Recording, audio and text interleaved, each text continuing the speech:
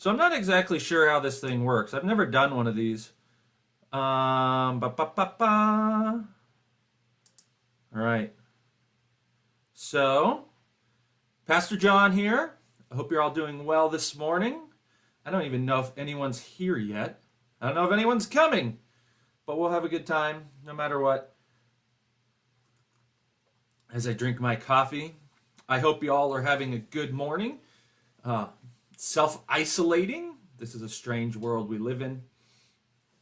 And so I've wanted to encourage you guys with some stuff. And so over the next, I have 5 of them so far. 5 weeks, maybe. Maybe we'll go longer. Hopefully we don't have to go longer. But we will do some devotionals on Tuesdays, I'm thinking, with a general idea of don't waste your, and they're all going to start with a W. So today we're going to talk about don't waste your worry, and then I have don't waste your walking, don't waste your wanting, don't waste your waiting, and don't waste your witness. So hopefully things that we can be reflecting upon as we continue in this COVID-19 self-isolating world until, now at least April 30th, and who knows if that will change then. So today, I wanted to reflect upon the idea of not wasting your worry. I've heard from a handful of people that they are worried, and life has caused them to be worried about things, and that's rightfully so. But in the midst of that, I want to encourage you to do something with your worry. Jesus actually tells us not to be worried about tomorrow because today's worries are sufficient in themselves. Not to worry because God will provide what we need. But it's human tendency to worry, isn't it? It's natural to have things that happen in life that cause us to worry. And in one of the books of the New Testament, the Apostle Paul actually commends us to do something, and I think it would be a good thing for us to reflect upon this morning. And this is actually found in Philippians chapter 4, verses 4 to 7, and I specifically want us to reflect on verse 6. And it says, "Rejoice in the Lord always. Again, I will say rejoice. Let your reasonableness be known to everyone. The Lord is at hand.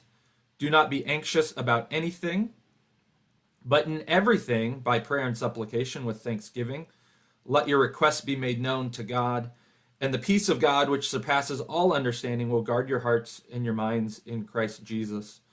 So as we're thinking about this, I want us to reflect upon the idea that we shouldn't waste our worry.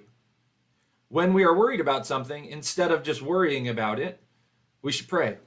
That's really what the Apostle Paul is commending us to here when he says in verse 6, "Do not be anxious about anything, but in everything by prayer and supplication with thanksgiving, let your requests be made known to God." It's easy to worry. It's easy to have our lives consumed with worry. Depending on how much you have the TV on, you're going to be more worried, I think. The more you have your TV on in these crazy days, the more it's going to put things to worry you in front of your face, and you can't escape it. Now, that doesn't mean you shouldn't listen to the news, you shouldn't read the news. That's not what I'm saying. What I'm saying is that the more you have it in front of you, the more it will consume you. And instead of doing that, instead of letting the news consume you, I want to encourage you to let prayer consume you. So when you worry, instead of worrying, or when you find yourself worrying, instead of holding on to it and thinking about it and grasping onto it, I want to encourage you to do what Paul says here in verse 6. Do not be anxious about anything. Well, Paul, that's really hard. Well, how do I not be anxious about anything? You do what he says next. It says, "But in everything, by prayer and supplication, with thanksgiving, let your requests be made known to God." So instead of worrying, pray. So don't waste your worry. Use your worry as an opportunity to draw you closer to Jesus. Use your worry to be a means by which you are drawn to worship.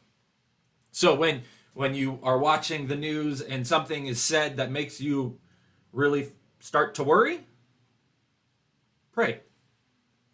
When you are going to the store and you are concerned about, well, did I touch something that someone else touched that may have had the virus on it? Don't think about it. Don't worry about it. Instead, pray. Say, God, I pray for protection. God, I ask that you would care for me like you said you would. Maybe even pray a Bible verse back to him. The Lord is my shepherd, I shall not want. He makes me lie down beside green pastures, or lie down in green pastures and beside still waters. Or some other verse. Our Father who is in heaven, hallowed be thy name. We have all these ways we can worship in the midst of this. We have all these ways that we can pray. And so we don't want to waste our worry. We want to use it for good, because we can worry. There are things to worry about. And instead of worrying, we should pray. And so that's just a quick little devotional. I wanted to give you guys just a reflection. I'm sure you've all had moments where you're worried about something right now, especially, but this is true for all of life. So I want to encourage you to take your worry and use it for something good, which is to draw you closer to Jesus in prayer. And so that's just your short little devotional for your Tuesday morning. I also wanted to give you guys a quick update. I've asked Pastor Craig to write a series of 6 devotionals on the Psalms, reflecting on how we can trust and depend on God in these times. And so we'll be sending those out via email each week, and we will also be mailing them to those who don't have email. So if you don't have email, or you know someone that is connected to the church that doesn't have email, please let us know, because we want to make sure that they get these. I read the one we're going to send out yesterday, and it's so good, the reflections he caused us to think about. So I'm really excited for you guys to get those and use them in this time. We're really wanting to make sure that everyone is spiritually cared for, and just that fellowship is really happening even in the midst of not being with one another. Because fellowship is so much more than just getting together and having food. Fellowship is bearing one another's burdens, looking out for one another, caring for one another. And so I'm really hoping that in this time we can see our fellowship be evident in other ways. And so I would encourage you to reach out to people. And that's actually the second thing I wanted to tell you is at this point, if you are on our all church email list, you should have gotten a copy of updated church directory, which has everyone's names, phone numbers, email addresses, and addresses, just as a way for you guys to connect with one another in the midst of this. I would encourage you to pray for the people who are on there and who come to your mind. We want to, we really do want to make sure that we are caring for everyone in this time. And that is a church-wide responsibility for us that is happening. And so I would love to encourage you to do that. And then last thing is a lot of ministries right now are providing free resources that you can take advantage of. Ligonier is a ministry out of Florida that is providing all their Bible studies for free. They're video-based, and even the study guides that go with their curriculum are free right now. And they have some fantastic resources. One of the best studies I've ever done that was video-based was by Steve Lawson, and it's on the attributes of God that he did through them, and that's free right now. So maybe instead of binging Netflix, watch a Bible study. Use your time well. And I'm sure there's others that are providing free resources, and we'll try to get those out to you as we come across them. So yeah, that's all I got. I know there's a few people in here. There's 5 people. Yes. Does anyone have any questions, thoughts? I know Melissa and Shannon are here. It says they're here. Hi. I'm not just going to sit here the whole time. Okay. This is very interesting. I've never done one of these before. So.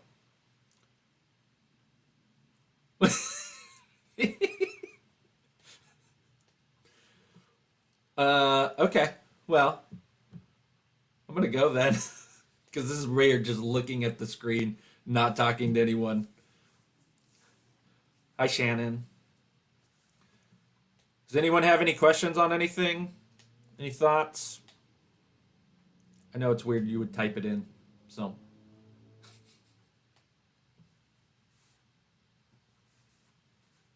Melissa said howdy, so, you know, like a cowboy, you lift your hat. Okay. All right. Well, I hope you all have a great day, and we'll see you soon. All right. Bye, guys.